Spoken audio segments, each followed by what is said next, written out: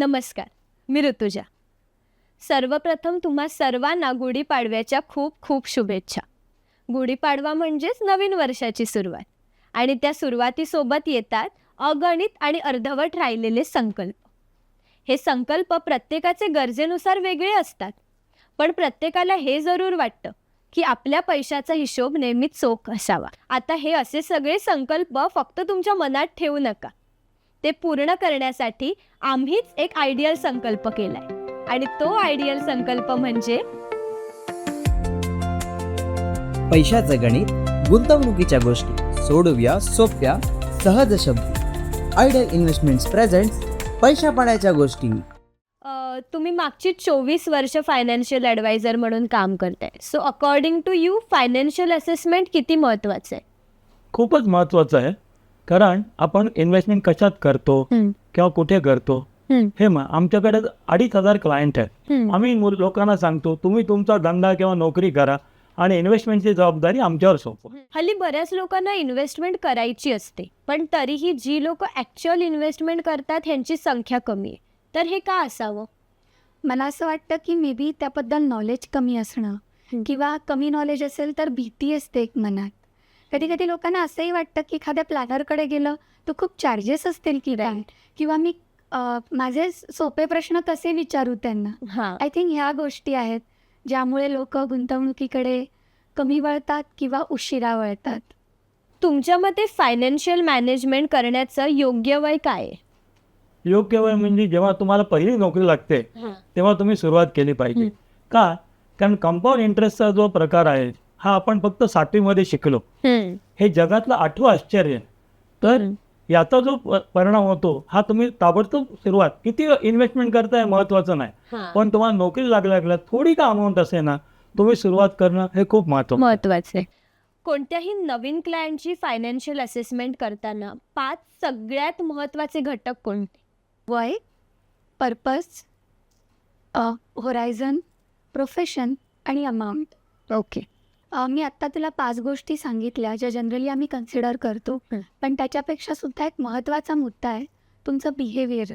तुमचे behavioural patterns, तुमचा स्वभाव हे खूप महत्त्वाचं असतं जेव्हा आम्ही तुमची इन्व्हेस्टमेंट घेतो.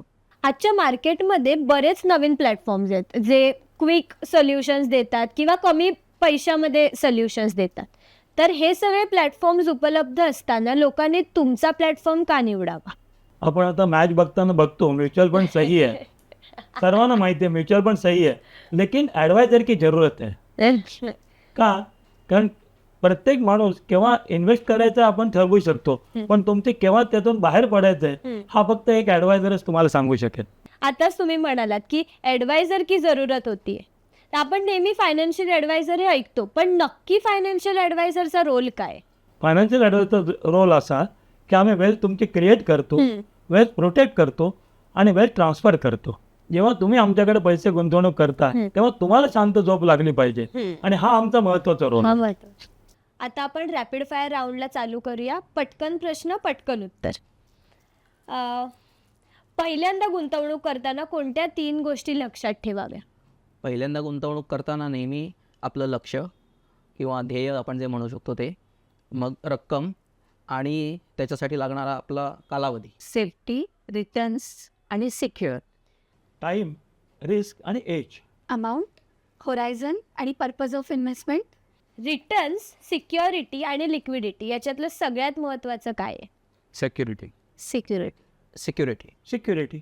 सिक्युरिटी. प्रत्येकाने आपल्या इन्कममधली साधारण किती अमाऊंट गुंतवावी? 15 ते 20%. 15%.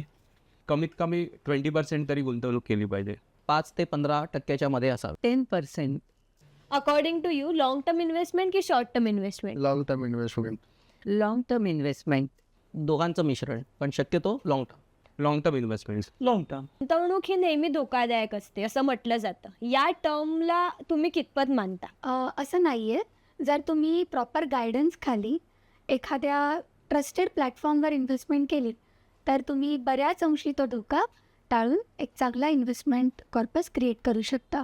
आपण कुठे गुंतवणूक करतोय हा खूप महत्त्वाचा मुद्दा आहे. त्याच्यावरती तुमची रिस्क किंवा हे अवलंबून असतं.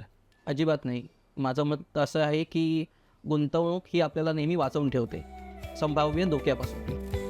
Ideal Investments. Stay invested, stay happy.